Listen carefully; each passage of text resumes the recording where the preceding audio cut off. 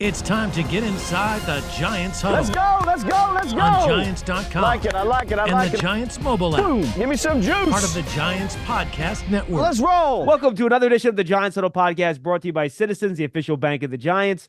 I am John Schmeelk, joined by friend of the program, joins us every year around this time, the one and only Charles Davis. He, of course, does games for CBS. He does the draft work for NFL Network. NFL Network has their coverage of the draft, of course, next Thursday, Friday, and Saturday from Detroit. Charles will be a big part of that. Charles, rocking your New York New Paltz sweatshirt from your high school days. Good to see you, my friend. Always great to see you. Tough season last year for the Huguenots, coming off of a great season the year before. Hopefully we can get back on the upward trajectory. But you know something, as we say in New Paltz, we're not Highland. Yeah. By the way, just for everyone, that's that when I was in school, that was our big rival, one town over. So anytime you had that one, you know, that's your blood feud, right? That's your Alabama, Auburn, your Tennessee, Alabama. That's your Springfield and Shelbyville, if you will. Thank you, Giants, Eagles, wherever it is that's your big rival. That was ours, although on the football field during our time, not much of one. Anyway, moving right along. All right. That was good. Sadly, Charles, the Giants didn't have a very good year last year either, and they're trying to figure out how to move on and rebound from that. So before we get into draft prospects, let's talk about the Giants themselves here and your view. They like Daniel Jones enough to give him a big contract last offseason, right? But last year didn't go well, but it was a really small sample size, right? He only played in 6 games. One was really good against Arizona. He played in halves of 2 others. So it was basically like 4 games that, frankly, were bad. But you played against really good opponents, Cowboys, 49ers, Dolphins, go down the list. Yeah. And he didn't have his left tackle for pretty much all those games. He didn't have Saquon Barkley for 3 of those games. But the Giants are in a position here to perhaps draft a guy that they think is special at the position. So if you were in the Giants decision-making chair here, how would you approach this in regards to whether or not you're going to either pick a quarterback at 6 or even maybe move up for one, depending on what the situation is? That's such a great question, John. It really is, because to me, it's the one that, when you start to take a good look at Joe Shane, general manager, Brian Daboll, head coach, all the scouting department, right? Everyone under Joe Shane, the coaching staff, especially those on the offensive side of the ball who have the most decision-making to do, meeting with Brian Daboll and trying to come to a consensus on what is going on. But the one piece that I didn't throw in there is running that up the food chain to Mr. Mara. Because at a certain point, you've got to know with his blessing what your direction is. Okay? Listen, guys, if you draft a quarterback right there at 6, or you even move up, but let's say we decide there's a guy we want, we're going to make that move, we're going to go get him. Mr. Mara's got to articulate what his vision is of what that means to him. Meaning, hey, if you're going to do that, I believe that means that's extra time for what this program needs in order to get going. Because let's be honest about it. The C.J. Stroud effect of last year with Houston, that's few and far between, right, John? You and I have been around the block once or twice, okay? Not as many times as others, not as few times as some. Generally, right? Rookie quarterbacks don't go to the playoffs, Charles. Generally, they don't go to the playoffs. They're not going to the Pro Bowl. They're not doing – like Matt Ryan went to the playoffs at 11-5. What year was that? And I'm not saying there's been no one in between. I'm just saying what hits my head is not readily apparent. Oh, yeah, well, you put a rookie quarterback in, you guys are golden. It doesn't really work that way. So that's something Mr. Mara's got to be able to articulate about how he feels about Joe Shane, how he feels about Brian Daboll and the direction of the franchise, the whole deal, because to me, that's what dictates it. If he's in that meeting and they go, hey, we're thinking really hard about doing it this way, and he has said on record, quarterback is something that he would consider and entertain. But I think you've got to lay out what your vision is about what that means. Because the flip side is he may say, I know where you guys are going with it, but I don't like it. You better get some players and win me some ball games this year. That would be a really good idea. Now, if it goes to that, then you're rolling with Daniel Jones. You're trying to supplement and fortify around him. And the one thing we do know, John, in this league, you can get right a lot quicker than what people think. We see it all the time. People put some things together, get on a run, boom, you're off and going. Look, 2 years ago, the Giants, that roster should never have been in the playoffs. I'm sorry. It just never should have been in the playoffs. But it was. Exactly.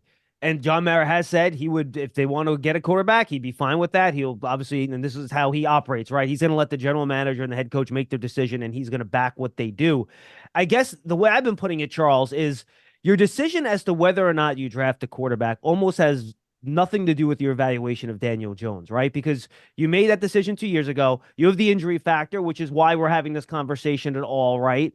And if you think one of these guys is special, and when I say special, I mean a guy that you can put on a field with Joe Burrow or Patrick Mahomes or Justin Herbert. And again, not right away. At some point, they have the tools to develop into that guy that can compete with those superhuman type of quarterbacks. Then that's something any team in the NFL would have to consider that doesn't already have one of those big time guys, right?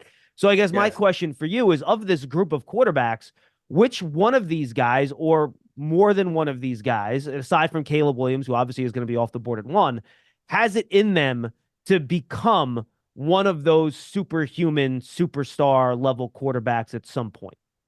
Well, I think the one that the league feels, and the one that I've evaluating on tape, is the one out at USC, and he's not going to be available. That's Caleb Williams. Now we're getting into the rest of it. Jaden Daniels, who had an extraordinary season at LSU, once again, he's one of those, and you and I have talked about this for how many years now? Who are these quarterbacks that just rose their last year, and all of a sudden, here we are? Used to be that wasn't something that we addressed and embraced. We used to be very suspicious of a late rise of a quarterback. Well, Jaden Daniels, it's not just a late rise. It was 3 years at Arizona State, 1 year at LSU that was pretty good, and then last year was whoosh, off he went. So I thought he was developing all along. That part was cool. Drake May's a redshirt sophomore, so we only got 2 years on tape, but boy, does he look good when you see, as my colleague Bucky Brooks has taught me, when you evaluate the flashes. Well, the flashes of Drake May are really good, okay? They're good. Ooh, I love that, right? Now the J.J. McCarthy thing kicks in at Michigan. Did we see enough of the flashes? Did we see enough of the things we want to see? Well, guess what? I think we did. It was all on tape. I've likened him to C.J. Stroud, where we had the same questions with C.J. Stroud last year. Are they same type of a player? I don't think so. Meaning they have some differences in how they go about doing things. But the same questions we asked of C.J. Stroud last year, we're asking of J.J. McCarthy this year. And remember last year, it was all there on tape. You just had to go find it. I think the same thing is true with McCarthy this year. So all that being said, John, back to your original question, all of them, I think, can be a quarterback for you to carry into the future. All of them can be your franchise guy, but you're going to have to go about it a little bit differently with each and every one of them. Because you mentioned Mahomes, Burrow, those guys, right? The top of the food chain guys. Are we ready to put Brock Purdy there? Because the 49ers got to the Super Bowl last year and had their chances to win the Super Bowl last year with Brock Purdy, who did things better than we expected. But are we still thinking to ourselves, and is anyone out there still saying, well, you know something, eliminate that, put Purdy up there? I think he's a terrific quarterback. But if I'm saying head-to-head with Burrow, Mahomes, Josh Allen, those guys, I'm saying no. No, he's not that guy. Everything around him is pretty darn good, and he maximizes that. Is that who J.J. McCarthy is? Is that who Drake May is? Is that who Jaden Daniels? That's what the scouts have to determine. That's where it all comes down. Because with Daniel Jones, you keep mentioning it, John, and I'm with you. It hasn't been a true fair sample for him, because who has he thrown to in his time with the Giants, let alone who's protected him in his time with the Giants? That's made it very, very difficult. I'd love to see him have a full sample with a roster that you go, oh, that's a pretty good roster. Let's see what happens with Daniel Jones now. And then at 6, if you decide not to go quarterback, so let's move on to the next part of this then, right? And then we'll talk about maybe if you want to attack that on day 2, we can have that discussion. You talk about who the guys he's throwing to, right? He's got a bunch of guys, and the way I'm looking at this, Charles, you have Darius Slayton, Jalen Hyatt, and Wan'Dale Robinson. On the surface, you're like, all right, those are some solid receivers. But if you put those 3 guys around a true number 1, then you're like, oh, well, Jalen Hyatt is like a second option speed guy. That looks a lot better than him as your primary. Wan'Dale Robinson is a slot guy that you can't focus on because you have a true X out there. Ooh, that looks much better to me. So you have a chance to get one of these 3 wide receivers. To me, that's a force multiplier for the entire wide receiver group and, in the end, the entire offense. and I think what you're saying, and tell me if I'm wrong, because I want to make sure I'm getting this right, John. What you just said there is Kansas City last year or the last 2 seasons, essentially. Yeah. Because who the quarterback was. What Kansas City essentially said over the last 2 seasons is, we may not go all out receiver wise. We'll get you decent guys, maybe some guys potentially do a few things, but we're counting on you. The guy wears number 15 on his jersey. You make it all better. You make it all work. And there aren't many guys that can do that in this league, by the way. Exactly. But that's kind of what they've done. And what they did was they got better on defense. Because you and I, okay, let's say, tell me again if I'm wrong, John, because again, I hate putting words in other people's mouths. I don't want you to just go, and surely you'll agree with me. Okay, I don't want to say that at all. But what I am saying is, over these last 2 years, in my opinion, Kansas City did such a good job of saying, okay, Patrick, you take this and fix it. Okay, make it all work for us. And here's how we'll meet you halfway. We'll take our defense and take them from playing with a 14-point lead to being a defense you can win with if you play quarterback a certain way. And they did. All right. The last couple of seasons, Steve Spagnuolo helped transform that defense from one that's like, we'll go sick them when we're up 14 because our offense is zooming, to now our offense plays off of us. Patrick Mahomes takes a sack instead of trying to make a hero play. They run the ball on 3rd and 8 and pump the football for field position because our defense is pretty darn good. Patrick Mahomes says to himself, I'm not throwing the ball into double coverage, even though I've got the arm to do it, because I don't want to put my defense in a tough spot where now they got to take over on a sudden change on our side of the field. He played quarterback at a level that he had never played it before.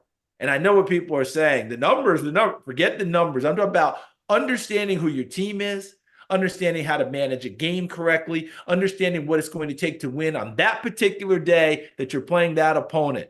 Patrick Mahomes went to Apex Predator as a quarterback last year. That's what you're talking about doing with different teams and how you're trying to get around them. Because San Francisco played to their defense as well. Let's be honest about the whole thing. Although on offense, they put up more points than Kansas City did.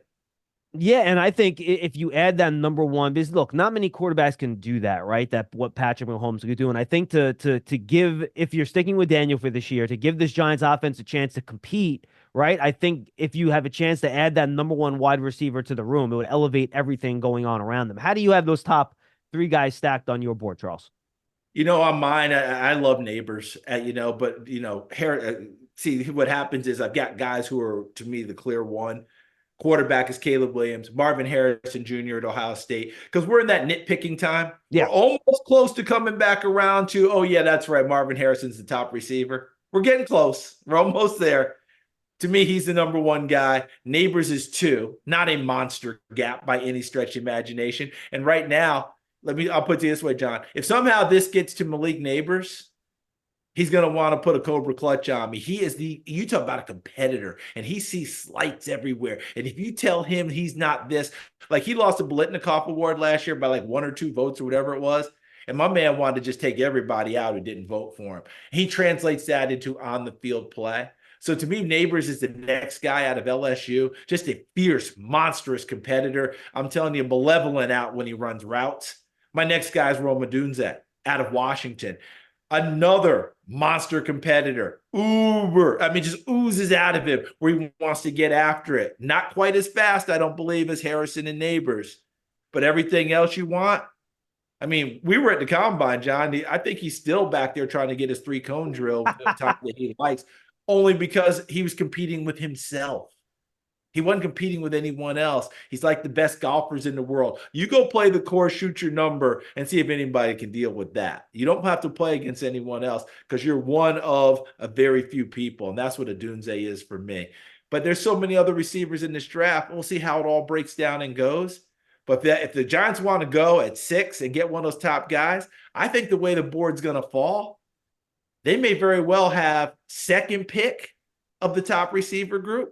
Maybe even 1st pick, depending on what Arizona does it for, because Monty Ossenfort, their GM, his phone is wide open right now. Call me. What you got? And by the way, I think the Chargers are the same way, right? I could see both those I know Joe Ortiz there. is. I know Joe Ortiz, a new GM coming in, because they're cap strapped, right? He's got to get through this season cap-wise before he can go back and be the full GM he wants to be.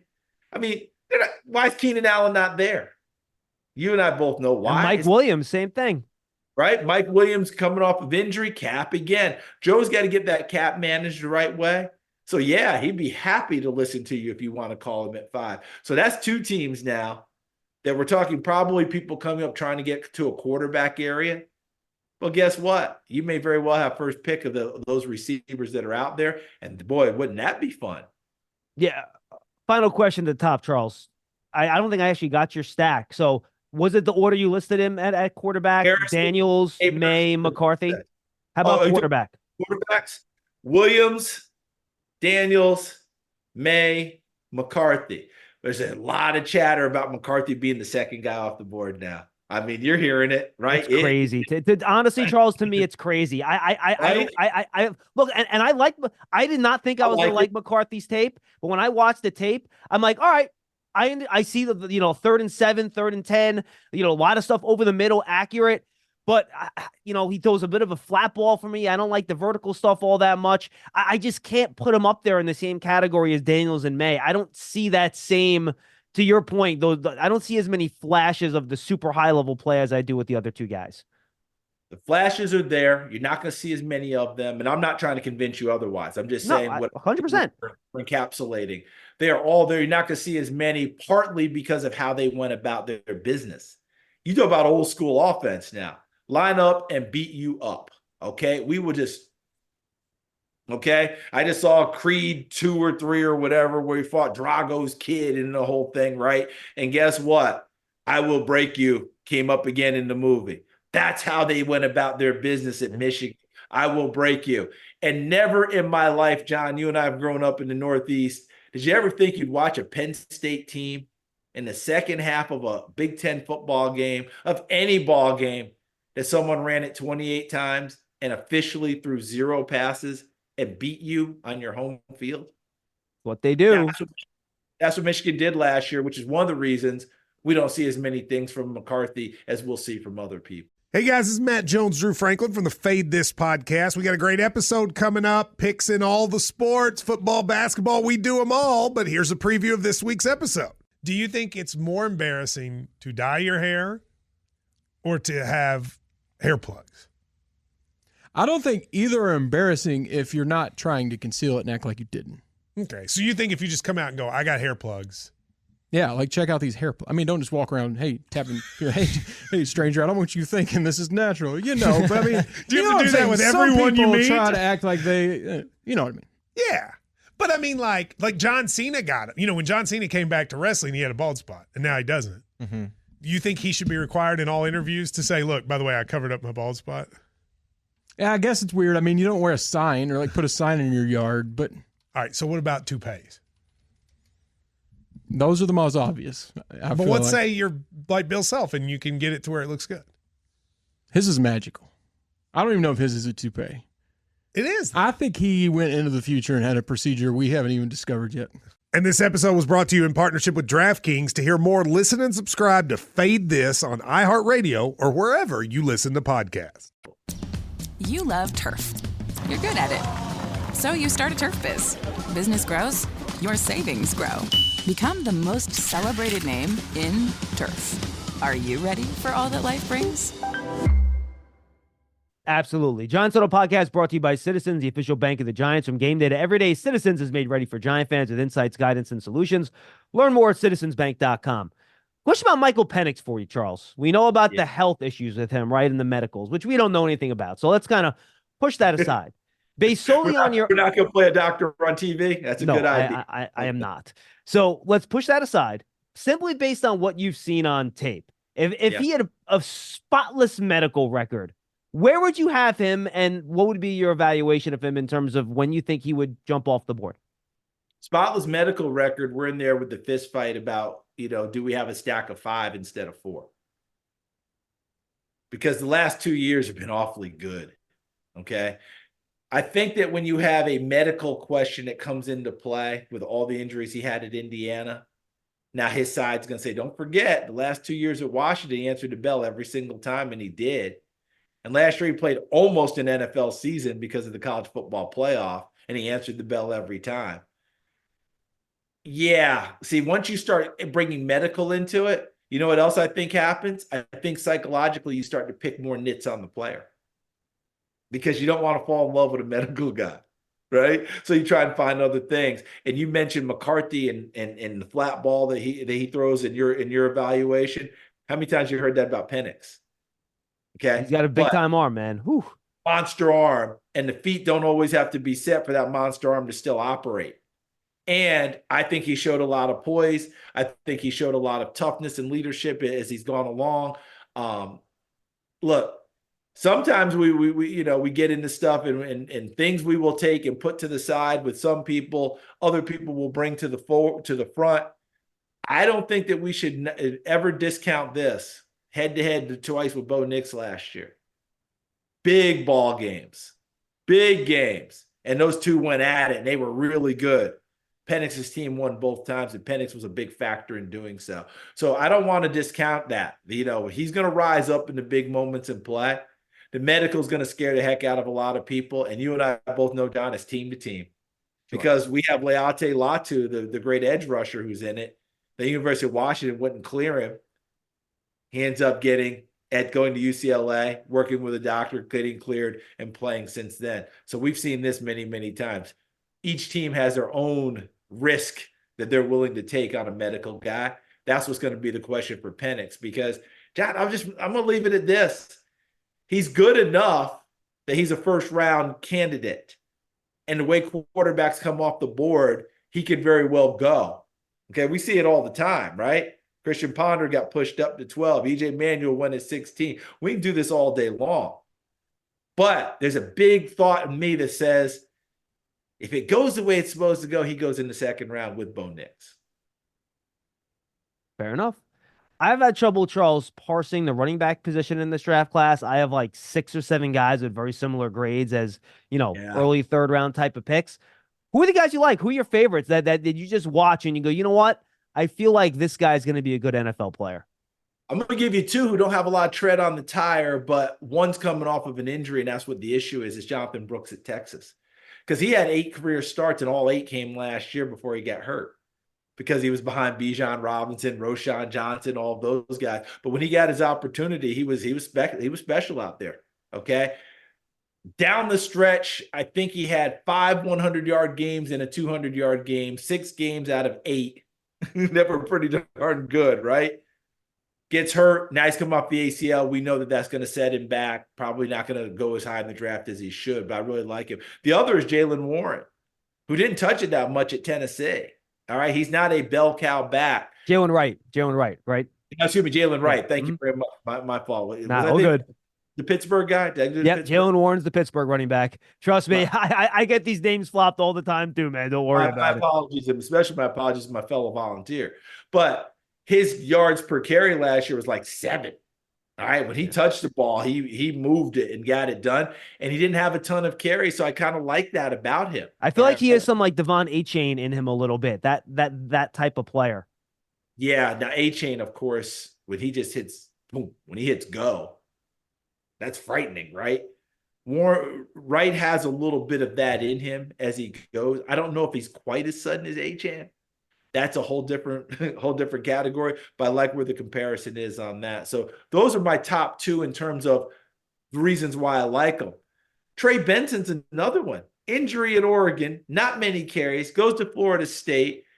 I asked him how he got to Florida State. He said Mike Norvell recruited him hard when he was head coach at Memphis State. And there was a trust factor. I liked what I liked before. Come on down here. You'll have an opportunity. Boy, did he take advantage of that opportunity. I really like him as a heck of a player. I think once the running back run begins, and it'd be interesting to see where it starts, because you mentioned third round. Once it starts, I think it's going to go. But I also have that feeling that someone's going to take the back they like earlier than that. And I don't think it'll trigger the run. It'll just be this team, like Jahmyr Gibbs last year. Remember when he went at 12 to Detroit? Everybody's like, oh, my God. Well, if you really like a guy, just go get him. Don't worry about the rest of it. But those are guys that I like a bunch. Like Bucky Irving's a good back out of Oregon.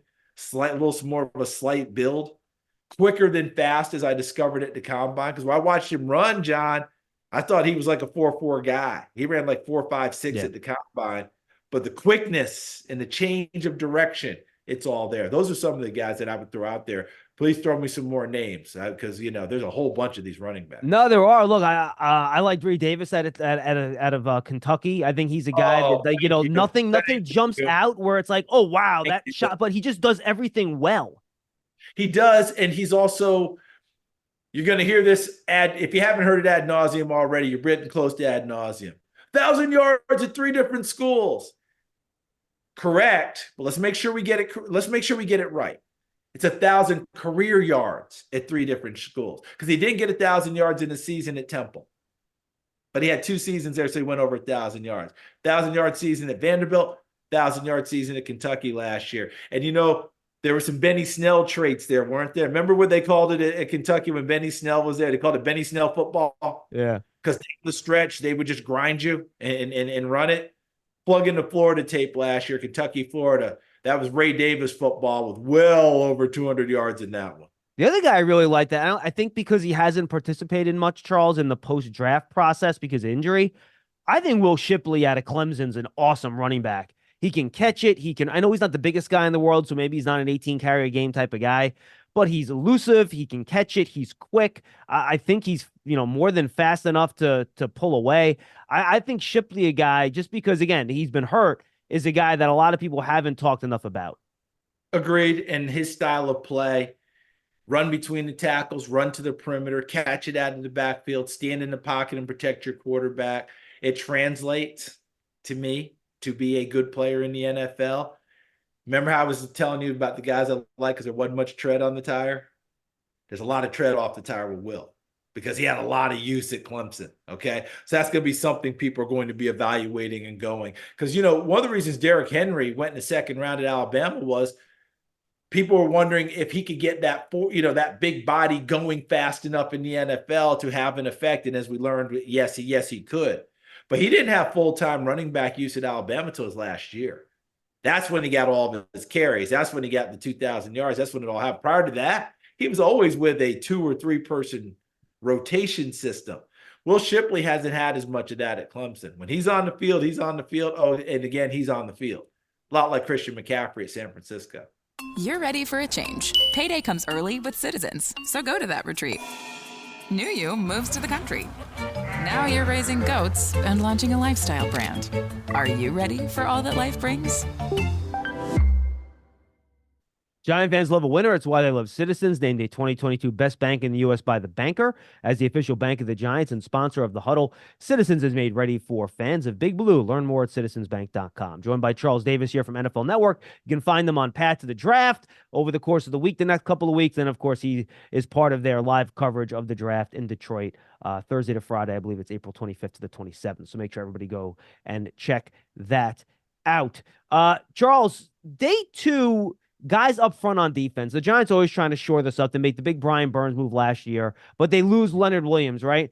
Everyone thought this would be a great top of the draft class at defensive tackle. I don't think it's turned out that way. Maybe we'll get 2 first-round defensive tackles, but I do think there are a lot of choices on day 2 that can play that 3 technique position next to Dexter Lawrence. That's what the Giants are trying to kind of fill here. Who are some of the guys you like that play that spot on day 2? Well, I'm glad you asked because I'm going to go to my notes on this one. Okay? Note it up. Let's do it. Right. Okay. I'm going to go to my notes because this is an open book test. I'm glad you did that for me, Professor. But you mentioned the 2 first-round guys. You got me talking about Byron Murphy at Texas and big Johnny Law, Johnny Newton at Illinois. Jerzon Newton goes by Johnny. After that, we're starting to get into a whole bunch of guys. Chris Jenkins out of Michigan. Although he's not built nearly as big as his father, he's still more than big enough and did a nice job for the national champions inside. T'Vondre Sweat is your plus size defensive tackle. Plus. Right? Got on the scale of 366 and went thundering down on the 40, but also shows some movement skills in there. You're not going to run it past him on the point of attack. If you're looking for a run stuffer, McKinley Jackson at Texas A&M is kind of T'Vondre Sweat light, if you're going to call 300-plus pounder light. Okay. All right. So if I'm being kind of funny with the words there, I'm going to give you a guy that I really like. is Braden Fisk. I love him out of Florida State. And it's going to be very interesting at the bottom of the first, top of the second, who values what he brings to the table. Because we watched him all week at the Combine, and he did all the same things when you went back and watched on tape. The number of times that you see Braden Fisk rush a passer and then turn and peel and go get involved with the tackle after a pass downfield or a quarterback run or whatever, it's unbelievable watching what he does. We call it retracing for defensive linemen. He retraces better than anyone else in this draft, but the extra hustle and effort to be involved helps him make a lot of plays. And Mason Smith, and it's Maason from LSU, kind of making a move in this draft process is someone that we like a little bit more. So we're starting to get into a whole bunch of guys like that. But I'm going to give you one that I think is a third rounder that I'm really, really crazy about, and that's Rook Orororo out of Clemson. Because when you pop in the tape, you're there to watch Tyler Davis, his teammate, who went to the Senior Bowl, and he's a good player. But number 33 just keeps flashing for you, keeps showing up. Guy right in there. And by the way, he's only going to get better when a defensive line coach gets a hold of him and add to his pass rush move. Yeah, he hasn't played football very long, right? No, not very long at all. But I'm just telling you, I think once you start getting into the third round or so, I think he's a guy that I would keep my eye on in a big way. No, I'm with you 100%, Charles. And I know DB play is near and dear to your heart. The Giants right now, I don't know who their second and third cornerbacks are. I guess right now it's Cordell Flott and Nick McLeod. I think you can look to add to that room next to Deontay Banks. And they didn't really add a safety other than Jalen Mills to, buttress what they have next to Jason Pinnock with Xavier McKinney leaving. So you can go through those two spots. Again, reference your notes. You got corner and safety day 2 and day 3. Because look, the Giants only have 2 day 2 picks. And Lord knows if they end up trading up, might not have any day 2 picks, depending on how this goes, right? So just give me some day 2 and 3 DBs that really have caught your eye during this process. I'll start with the safeties, John, because we're hearing a lot of chatter that linebacker and safety are not first-round positions. Now, somebody's going to fool us, right? There's always somebody who likes someone better than what we know, and they take them, and off we go. But right now, those don't seem to be spots of priority for anyone in the league. My favorite safeties, Cole Bishop from Utah. Love him.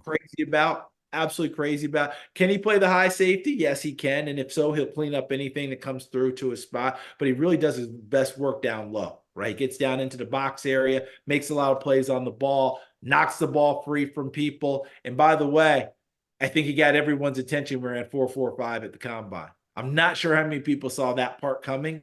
Guess what? Add that to the Bix, and off you go. Tyler Nubin out of Minnesota.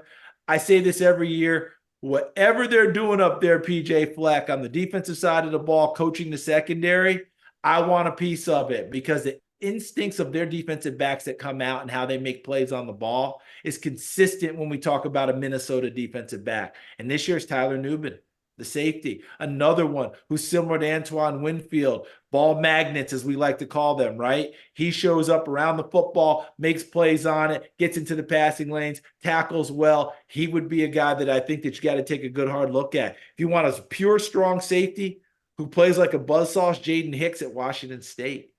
This guy is just zoom, zoom, zoom, zoom, zoom. You want a guy down the road that I fall in love with is Malik Mustafa at Wake Forest. Because this guy just shows up, man. He brings some boom with him, makes plays on the ball. People may not have him as high as the other ones, but as you talked about, with only a couple second-round picks, can you get deeper into the draft and find a guy who can play? I think Mustafa is one of those guys.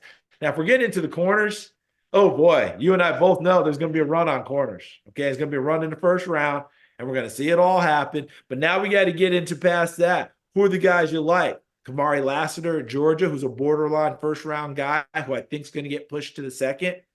I think he's a quiet kid, but boy, he knows his stuff, and he's coming out of Georgia and has been well-taught and well-coached. And it's Rakestraw, another guy, borderline first round. He was in my last mock draft to go to Baltimore because of the way he plays the game with an intensity to him, even though his build is slight.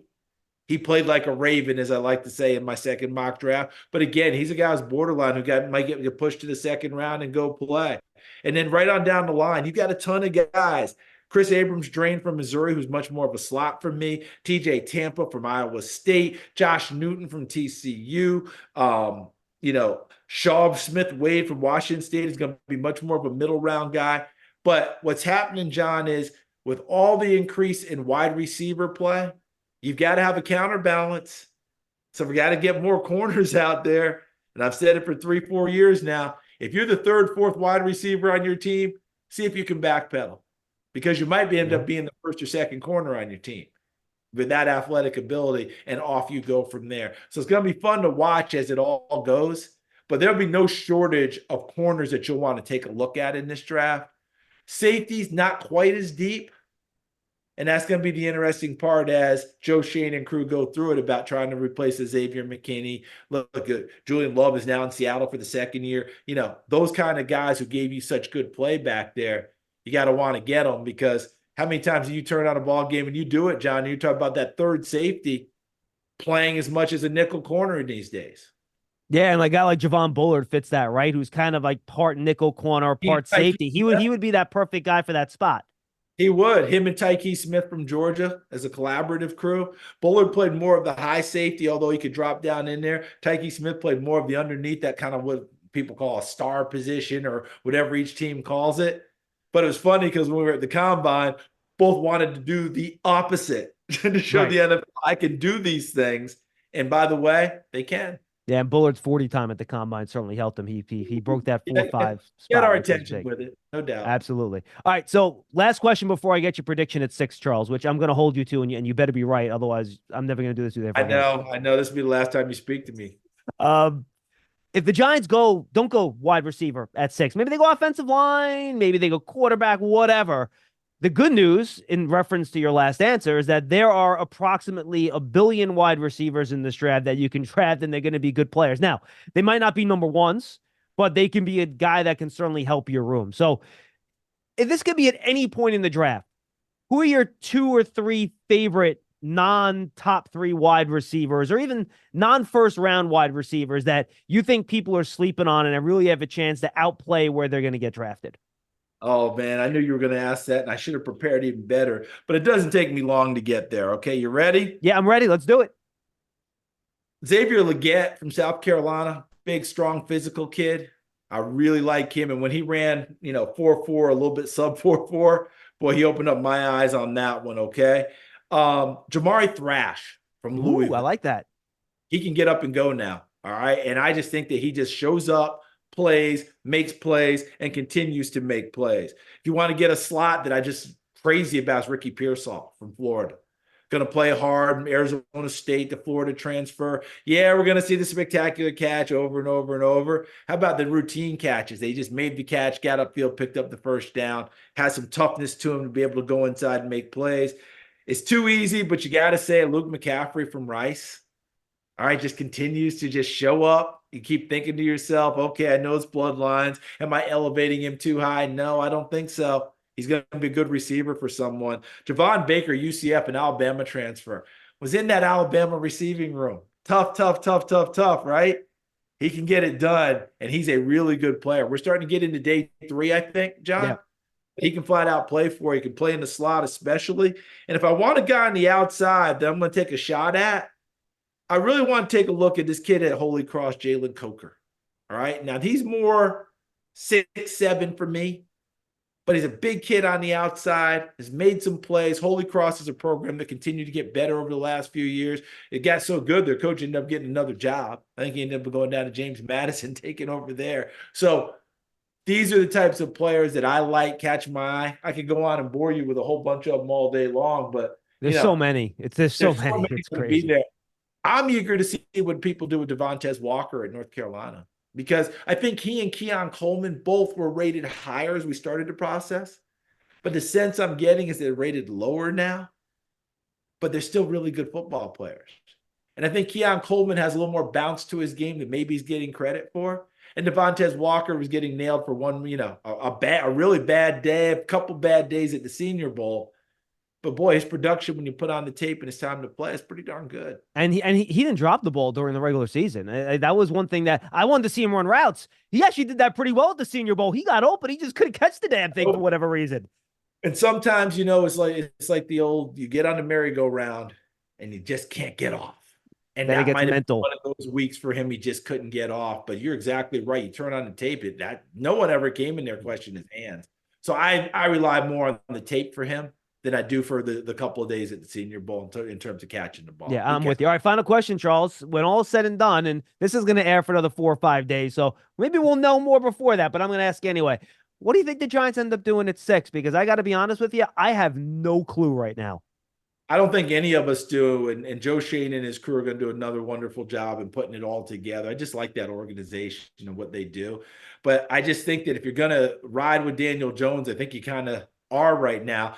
I just don't get the sense that they're going to go all in on the quarterback, because I think there's going to be a lot of movement. There are people coming ahead of them to try and get those guys. So the price is going to be really high if they want to move up, yeah, right? Yeah, it's going to be really high. And I still think they're going to settle and go, well, we'll take the 4th or 5th quarterback. We'll be fine with that and start over that way. It just doesn't feel that way to me. I'm going to go with the kid out of LSU. I'm going Malik Neighbors. I have Malik Neighbors coming to New York. I love it. And Giants had some success with another LSU wide receiver that was pretty explosive on his first contract in terms of his numbers. So hopefully, and I think Neighbors, it fits that bill perfectly. Charles, this has been awesome. Promote anything you're up to, anything you're doing that you want to get out there and let the fans know about. Yeah, nothing for me to promote. I mean, I'm just a guy just trying to hang in there and keep up with you talking ball, trying to keep my notes going as I continue to move through this thing and learn some of these kids. It's been fun watching them play, putting them on, seeing their tape go out there. And all I'm doing is wishing them the best of luck going forward, because you and I'll be talking about them next year on an NFL field.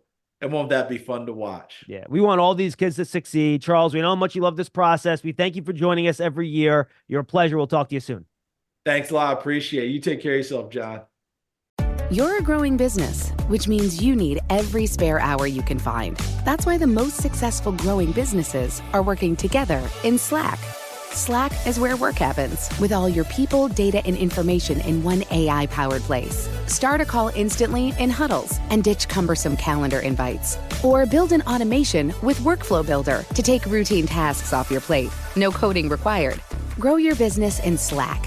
Visit slack.com to get started.